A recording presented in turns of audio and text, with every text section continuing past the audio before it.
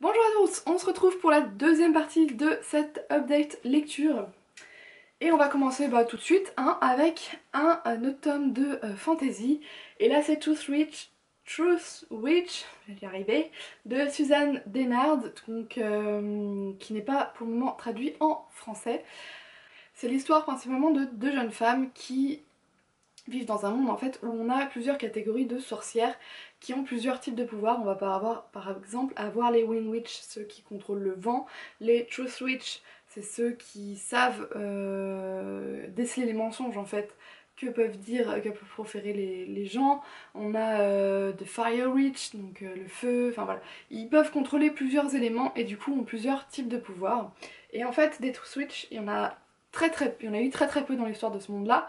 Et une des deux jeunes filles, donc les deux jeunes filles c'est Safia et Iseult, qui sont pas du tout de la même famille mais qui ont été élevées ensemble depuis très longtemps, donc ils se considèrent comme des sœurs et qui ont un espèce de lien magique entre elles. Donc l'une des deux jeunes filles est du Truth Witch, sauf qu'elle le cache parce que plusieurs territoires sont en paix mais on va dire en guerre sous-jacente, on a une guerre qui risque d'arriver et du coup chacun voudrait avoir une Truth Switch avec elle, avec eux pour pouvoir déceler forcément les mensonges de leurs ennemis.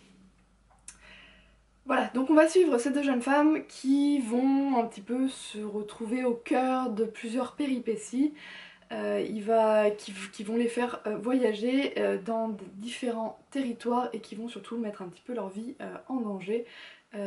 Rien de tout ça n'était prévu au départ, c'est pas que de leur faute qu'elles se soient mises, enfin, voilà, qu'elles soient mises plusieurs personnes à dos, mais elles vont devoir essayer de survivre, essayer de le faire ensemble, puisque voilà, le livre est vraiment centré sur ce lien entre ces deux jeunes femmes. On va avoir plusieurs points de vue de personnages, en plus des deux jeunes filles, d'autres personnages qu'on apprend à découvrir au fur et à mesure, mais on est surtout centré sur les deux, et on sent vraiment qu'elles ont un lien très particulier et que l'auteur a voulu insister dessus, plutôt qu'insister sur la partie romance ou la partie fantasy. On a vraiment ce lien particulier entre les deux. J'ai trouvé ça assez intéressant, voilà, pour une fois qu'on se sente sur une amitié très forte, plutôt que sur une romance. Après, au niveau de l'histoire, j'ai eu du mal au départ à rentrer dedans, à me situer, bien qu'il y ait une carte, les différents territoires, qui était qui. Je trouvais qu'il y avait des noms qui se ressemblaient trop en fait. Bon après moi je me perds rapidement, si par exemple il y en a deux territoires qui vont commencer par la lettre D, au bout d'un moment je vais un petit peu les mélanger, voilà. Je me suis un petit peu perdue et du coup j'étais pas dans l'histoire, j'étais pas vraiment dans l'histoire. Il y a eu un... Le début a été un peu long parce que c'est de la mise en place, on apprend de façon un peu dérivée, donc en suivant les deux personnages, voilà, quel est ce monde, comment fonctionnent les sorcières. Ensuite on a de l'action qui va un peu lancer le récit et là j'étais beaucoup plus dans le livre et on a des relations entre des personnages, on apprend à découvrir d'autres personnages assez intéressantes puisqu'on va avoir un jeune homme qui va être tiraillé un petit peu entre son destin et ses envies. Mais ensuite, vers la fin, voilà, j'ai quelque chose qui est retombé, bien qu'il y ait toujours de l'action et qu'il n'y ait pas énormément de passages en longueur. Je n'arrivais plus à lire, je me suis vraiment forcée pour le finir, alors que j'ai lu énormément d'avis de personnes qui avaient beaucoup aimé ce premier tome. Le deuxième tome est déjà sorti, je ne sais plus combien il y en aura, mais voilà, moi ça l'a pas forcément fait. Au bout d'un moment, je me suis reperdue dans les noms des territoires, des personnages, qui était qui. Pourtant, je lis un petit peu tous les jours, quoi. C'est pas comme si j'avais posé pendant une semaine et que j'avais oublié. Voilà, il m'a manqué quelque chose, mais j'arriverai pas à dire exactement quoi. Donc c'est un petit peu compliqué forcément pour vous en parler en bien ou pas en mal, hein, mais vous dire exactement ce qui moi m'a bloqué. C'est pour ça que pour moi si vous aimez la fantasy, voilà, un petit peu les sorcières et que vous avez envie de découvrir un livre qui se concentre sur la relation entre deux jeunes femmes plutôt qu'une grande romance ou une seule jeune fille un petit peu badass, là on en a plutôt deux, je vous conseille de... Enfin, je vous dis pourquoi pas, testez-le, il pourrait potentiellement vous plaire. Ensuite je me suis lancée dans complètement autre chose parce que je suis passée dans de la romance young adulte mais contemporaine, et avec PS I Like You de Casey West. Je vous en avais parlé il y a un an, parce que je crois que c'est à peu près il y a un an qu'il est sorti celui-ci. J'avais envie de changer du fantastique, puisque vous voyez je m'étais concentrée à un moment sur plutôt du fantastique, puisque j'avais retrouvé le goût à la lecture avec Rebel of the Sand, etc. Mais là, vu que ça commençait à le faire de moins en moins bien, je me suis dit allez on repasse à de la romance, et donc là j'ai lu sur ma liseuse. Et c'est bien passé. Franchement, je m'attendais avec du young adulte à que ce soit un petit peu trop gnangnan et voilà, un peu trop adolescent, et en fait pas du tout. J'ai bien apprécié ma lecture. C'est l'histoire en fait d'une jeune fille qui est pas vraiment populaire dans son école, qui a une famille un petit peu excentrique, et en fait elle aime écrire et écrire des chansons en particulier. Et un jour qu'elle s'ennuie dans sa classe de chimie, elle va écrire sur la table. Et en fait, le cours suivant, qui est quelques jours plus tard, elle va se rendre compte que quelqu'un lui a répondu. Et là va commencer à ces deux personnages vont commencer à s'échanger ces petits mots qui vont devenir petit à petit des lettres. À chaque fois en cours de chimie, personne ne sait qui est l'autre. Et bah enfin, voilà, le but un petit peu de l'histoire, ça va être de deviner qui est l'autre personnage, et est-ce que c'est une fille, est-ce que c'est un garçon, et est-ce qu'ils vont s'entendre, est-ce qu'ils vont se rencontrer ou non. Le récit se met rapidement en place, on rentre... enfin voilà, l'échange des deux mots arrive très rapidement, et je trouvais que c'était assez plausible et pas quelque chose de complètement sorti de l'ordinaire. La façon dont tout va s'amorcer et ce qu'ils vont échanger. On va suivre une adolescente américaine un peu comme les autres, qui a rien de très différenciant. Voilà, c'est une adolescente qui n'est pas forcément très très populaire, qui a une famille comme on pourrait un petit peu tous l'avoir, même si elle est un petit peu excentrique. Et qui a ses propres problèmes d'adolescente, hein, bien sûr c'est pas des problèmes forcément d'adulte, mais qui est entourée d'une meilleure amie, d'une sœur, voilà. Et on s'identifie assez rapidement en fait à ce personnage là, et j'ai bien aimé découvrir qui était la personne de l'autre côté du crayon on va dire, et la façon dont du coup elle va l'apprendre, et où elle va, voilà, elle va se demander est-ce que je l'approche ou je l'approche pas, est-ce qu'on reste pas sur plutôt quelque chose d'écrit. Voilà, c'est un petit peu forcément le fantasme qu'on pourrait tout avoir adolescente d'un jour rencontrer le prince charmant, parce que bon, forcément le résumé de toute façon vous le dit, mais rencontrer le prince charmant en écrivant comme ça et se rendre compte bah, que voilà, que c'est quelqu'un qu'on pourrait apprécier. Et en même temps, tout n'est pas trop beau. L'auteur nous met parfois sur des fausses pistes, même si j'avais quand même senti venir de très loin. Mais voilà, c'est un peu sur la découverte de l'autre. Et pour moi c'était une bonne lecture. Du coup j'ai voulu rester dans la romance, et là j'ai pris Slime de Colleen Hoover, donc je n'ai pas lu tous les Colleen Hoover, puisque bah voilà, Slime et les livres compagnons de ce livre là sont ceux que je n'avais pas lus jusque là de Colleen Hoover, puisqu'en fait je n'aimais pas forcément les couvertures de ces rééditions. Je ne trouve plus forcément les éditions, les premières éditions de ce livre, puisque ça fait un moment qu'ils sont sortis. Celui-là est sorti en français déjà depuis un petit moment, je ne me souviens plus du titre. On est dans la romance New Adult, et on va suivre Laken qui est obligée de déménager en fait suite à la mort de son père. Elle n'a pas du tout envie de déménager, elle est un peu forcément, bah, elle va être un peu déracinée, elle a déjà perdu son père, là elle va perdre le cadre dans lequel elle avait l'habitude de vivre. Et elle est un petit peu déprimée, et quand elle va arriver dans sa nouvelle maison avec son frère et sa mère, elle va rencontrer le voisin qui est Will, un jeune homme assez charmant qui va tout de suite la mettre à l'aise, et qui a la particularité de faire du slam, donc c'est de la poésie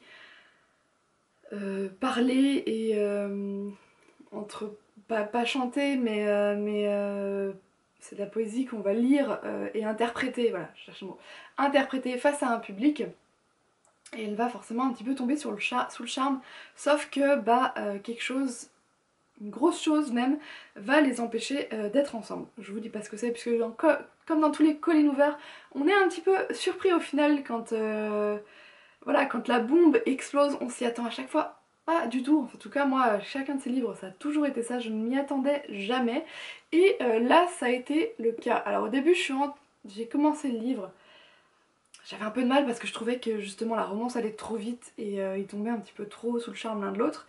Mais finalement ça sert bien la suite du livre, ça nous évite d'avoir trop de longueur au départ. Donc c'était bien joué de Colleen Hoover, hein, de la part de Colleen Hoover. Et quand la petite bombe arrive, là je me suis dit, il va être bien. Je vais forcément le lire très rapidement. Ça a été le cas, j'ai enchaîné les pages jusqu'à la fin. Même si j'ai peut-être, voilà, ça n'a pas été le meilleur Colleen Hoover, j'ai quelques regrets. De temps en temps, voilà, lesquels étaient un peu trop, elle réagissait fortement à quelque chose et moi j'étais totalement d'accord avec elle. Et après elle se disait, ah bah non, j'aurais peut-être pas dû agir comme ça, ou je m'en veux, et elle laissait un petit peu trop Will lui dire et faire ce qu'il voulait.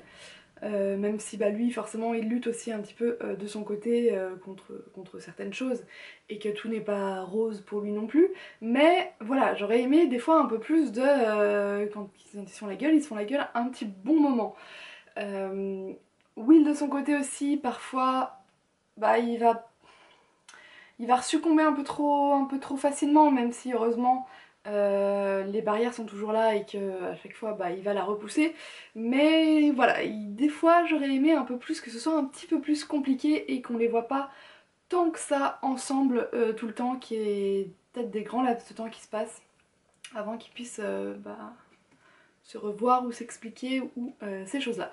Mais bien que Laken ne soit pas et tout juste 18-19 ans, c'est pas un young adulte très... Enfin, on se rapproche plus de l'adulte new adulte et on a forcément un petit côté drama, même si là aussi j'ai trouvé que du coup il y avait trop de personnages qui avaient ce côté drama dans cette histoire. Voilà, on va avoir les Ken, on va avoir Will, on a d'autres personnages qui ont pas forcément des vies faciles et c'est peut-être un peu trop gros pour que ce soit des coïncidences, on va dire, que tous ces personnages se rencontrent et soient ensemble, mais bon.